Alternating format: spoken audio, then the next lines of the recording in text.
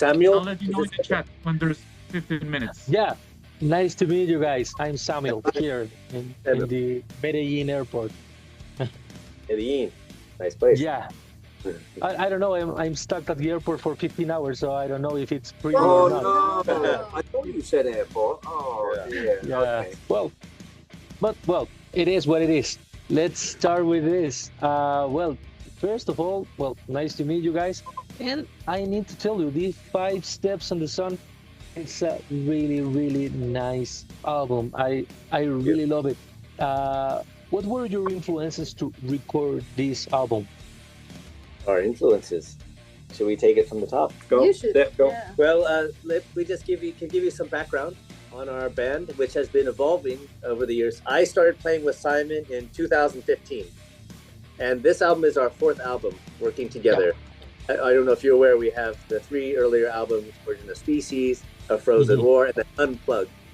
And after we released Unplugged in 2021, and then we had COVID around the world, so people weren't traveling. But I started talking to Simon about doing another album, and we started sending around, calling each other, sending around files. And this album was the first time that really Simon, Matt Bissonette on vocals, and of course, great famous bass player in his own right. Yeah. And I, we've been working with Matt since 2015. We started doing it as a co-writing. So we're writing together as a team, and Matt started writing the lyrics and doing the vocals, and Simon was much more active in the writing, and that's really reflected in this new album. And then we were very lucky. There's a whole story there, but Simon met Mohini. I had been wanting to meet Mohini for a long time. I've wanted to see these two working together for a long time. And things worked out that actually we needed a bass player for our sessions. Well, Matt was traveling with Elton John, around the world, very famously. And Mohini was available, and it was just an amazing opportunity. And then Mohini came, and she really had a huge impact on our sound in many ways, which I think you can hear on the album. The way she's contributing and the way the band now plays together. So that was the main idea, and we really wanted to always focus on the most important thing about Darwin. I think is we want to make great sounding songs, great sounding like singles. Like a song that really has a concept and it stands on its own in the context of a larger album, where you have 8, 9, 10 songs that kind of all work together and are a very nice finished product that have a relationship between each other. The songs have a relationship between each other, and just based on that, that's our focus. Just trying to make everything sound as good as possible, and kind of figuring out each other's strengths. But sometimes we're sometimes doing more and sometimes doing less because we want to serve the song as the final product. And hopefully that result can be experienced by the listeners. Yeah, totally. And you mentioned Mohini, and Mohini, how do you feel about joining this band? It's beautiful. I was just talking to them about how people know me as a technical bass player, and in this project you will hear some technical stuff happening here and there, but it's really about the songs, and you will hear a totally different personality from me on these songs, because these songs are very different from what I'm usually used to. I think these songs have a heavy pop rock element. And yes, I've played in a lot of heavy metal bands, hard rock bands, thrash metal bands and stuff, and prog rock bands. My own band is a jazz rock band, so it has a lot of fusion. But I've seen, after I joined the project, I was able to bring in a little bit of my fusion background onto the songs. And the way I approach the songs is a little bit different than they do. I think they see it as like 1, 2, 3, 4. But for me, I kind of see it as taka dhimi, and the songs in 5, it's 5/8. For me, it's taka takita. So even though the approach is different, I have a very different fusion impact on the songs because of my approach and understanding, and the place I come from, which is India, and growing up there, because it's so culturally diverse, my playing has a lot of that, and I think when I play, people can hear the influences. And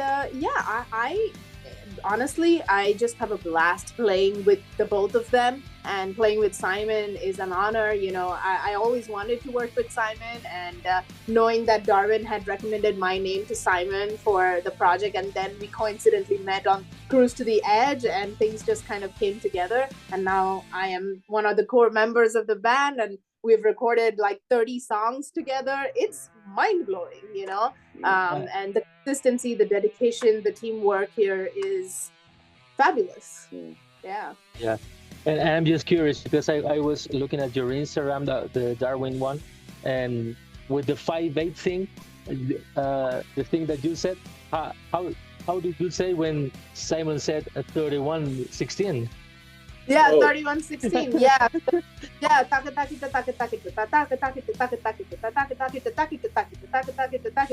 You know, 5, That's what you're 6. thinking in your Yeah, head? yeah. Oh my gosh, I didn't know that until now. Good question, because I didn't even know that. Yeah. I thought you were counting to 31. Yeah, 1, 2, 3, 4, because- 5, 6, 7, 8, 9, 10, 11, 12, 13, 14, No, but that's so difficult. He's already struggling. But I can do it. You know, that's so much easier, you know? Okay. That sounds really, really cool. Yeah. When I play Yeah, the it's drums, I'm great. like 1, 2, 3, 1, 2, and that's it.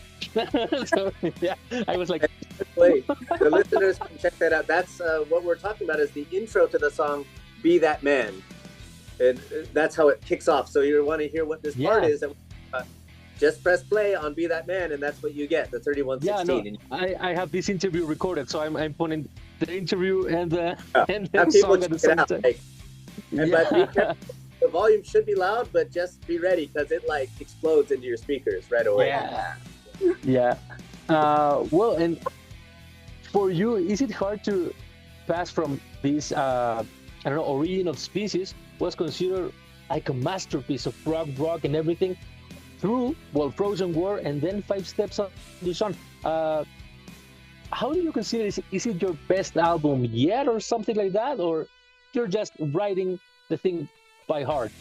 Well, this is like having some kids, and then it's like, which one's your favorite? And you can't really say in public, even if you do have a favorite, but you probably shouldn't have a favorite. So you have to be a little bit careful. Every album has been special. The earlier albums, they were done in a different way. The Origin of Species took 3 years with Simon, and there was a lot of experiences we had together, also with Matt and other artists to make it. And each one has really been a very interesting journey.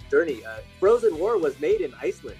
We were in Iceland with Billy Sheehan, and we recorded over 2 different sessions, and we've got Simon there, and we're like, you know, in a very different part of the world. Iceland, people may not know, it's very cold, you know, so it's very different. It's in the Arctic. And I would definitely say, though, this album is very special. I really enjoy, you know, the collaboration with everyone, especially the writing collaboration and working with Mohini. I mean, she's so involved with our, you know, efforts every day in different ways, you know, and I feel like it's just kind of grown in a very positive way. So, yeah, and then there's some songs that I was surprised we could make as a band, just in my own mind. Like I was saying earlier, maybe it was another interview, how I was really wanting to encourage listeners to listen to a song that's not metal, it's not prog rock, but it's called What Do We Know? And it almost sounds like a pop song by design. It's a very happy song, but it's actually technically quite sophisticated. And I would just want to encourage rock, you know, rock listeners, rock fans to maybe not, you know, skip the song because it wasn't like crunch, crunch, crunch, crunch, crunch in your face, because it's a really nice, happy song. And I'm really glad that as Darwin, you know, we can make all kinds of different songs. We don't have to be limited to a genre. I know some listeners may like that. They, you know, we have a good song, they want to have a different of it 10 times, and on the next album. That's great for some of our favorite bands, you know, but for our project and the way we're working, we really like to try new things and not come with a fixed frame of mind. And I think that song was a good example of how we can kind of push outside the comfort zone or the traditional genre, you know, the traditional expectation. So that's, you know, I think if we're doing new things, I'm really happy. That's the most important thing. And then, you know, of course, if the listeners like it, that's essential. That's important too, yeah.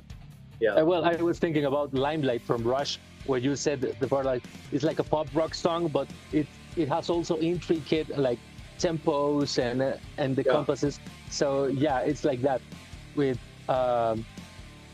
giving the pop rock music some progressive things. It's such a nice thing. Yeah. Well, Simon, for you, how can you like match the musician and producer duties? Well, I've been doing it a long time, so I'm used to being this side of the glass and that side of the glass. It's really, it really comes from all the people I've learned from. All those records I made in the from early 70s all through the 80s up to really the 90s, where the record business kind of changed quite a bit. I got to work with some of the best producers in the world, the best engineers in the world, and some of the best artists too. So that was my training ground, but I was also interested in sound. When I was a kid, I used to play with tape machines and stuff. So when I was given the opportunity by Mike Oldfield to start engineering in 1983, that was like, wow, finally I'm driving this huge desk, you know. It was an Eve 8108 at the time and a tape machine. It was very natural because I loved the environment. You know, I was brought up in the studio pretty much, you know, dragged around London studios. So it's an environment that I'm very comfortable in. And it's just by doing it, you get used to doing it. And, you know, we work together. But it's still possible to go that side of the glass and be very objective. So that's all it is. But I have to really, you know, thank all the wonderful people I've worked with. You know, Alan Parsons, Elliot Shiner, you know, so many great engineers and producers. It's lovely. Great. For you, for the three of you, what's the best part of making music? I like to create. People see me perform in a lot of music festivals and with a lot of bands and artists, and they must think that, wow, she must love performing. Yeah, do, but not as much as creating music. Yeah, I love just designing. Actually, I don't know if a lot of people know, but I never wanted to be a musician. You know, I wanted to become a fashion designer, but I came from a musical family. And at some point in my life, I needed to choose, and I was already playing my bass and making waves in the music industry, and a lot of international artists wanted to work with me, so I wanted to give it a true shot. And then, you know, the journey just kept going. Long story short, I found similarity between fashion designing and music because I loved patching and stitching different types of fabrics and designs together and creating something unique that I wore on stage for my shows and the people I worked for. And with music, it's kind of the same. You get to meet so many different kinds of people from so many different parts of the world, and you gather their knowledge and create something beautiful, you know, with your history, with your voice, with their voice. And yeah, I just love the process of ideating new things and coming up with new unique parts, and something that's challenging is really fun for me. So I'm always looking for that. That's the best part about creating music for me. For me? Yeah. I love making records. Very simple. Always have. Right from the first seed of the idea of the song all the way through to even the album cover, artwork design, the technical side of mixing and mastering and producing vinyl and all the stuff. I just love the whole thing. To me, it's very important that we, you know, record music still. We record it as organically and live as possible. To me, that's really what I love. I mean, I love going out on stage and playing too. But I think really it's the making the music, it's the recording for me. Yeah. And for me, it's really about writing. But to me, writing, when you write music, to me, you're kind of sharing an emotional idea that's captured in structured sound with different musical participants. But it's really an amazing thing. I mean, if you just think about this interview, you're in the Medellin airport, all the way in Latin America. We're in the middle of Europe. We're using the internet to really communicate with each other and share ideas.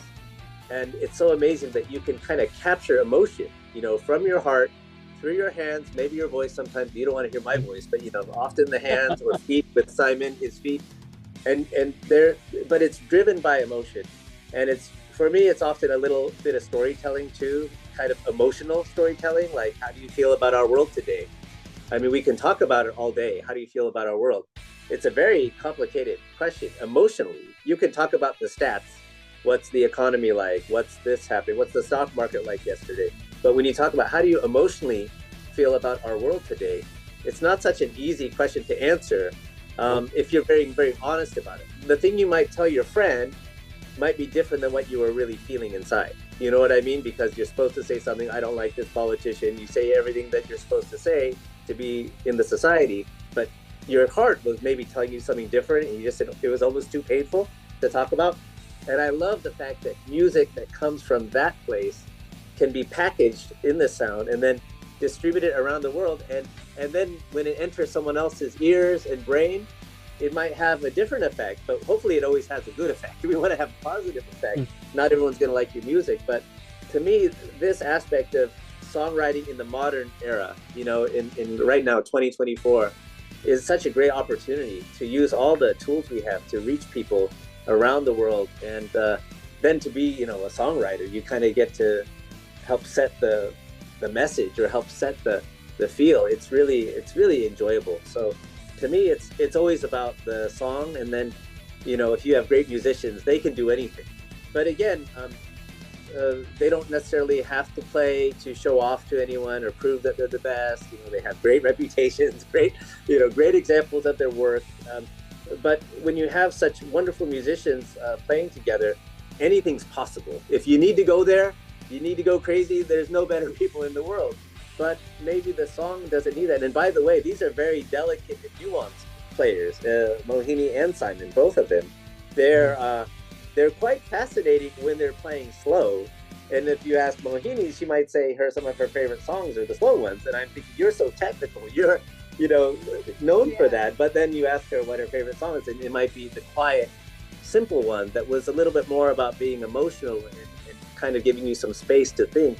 And that's what music is all about, right? Because we live in this fast-paced world. Yeah. Right? You just need some peaceful time. I think this is true for the listeners too, because the listeners are getting a lot of notes. There's a lot of great stuff out there, but hopefully, you know, they also can appreciate just songs that breathe a little bit, an album that gives you some space to just kick back and enjoy. You know, you might be driving, you might be on the train, on the plane, in the airport. The airport in the airport. Darwin, we want you to be safe.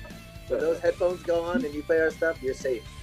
You know, it all came from a good place. Yeah.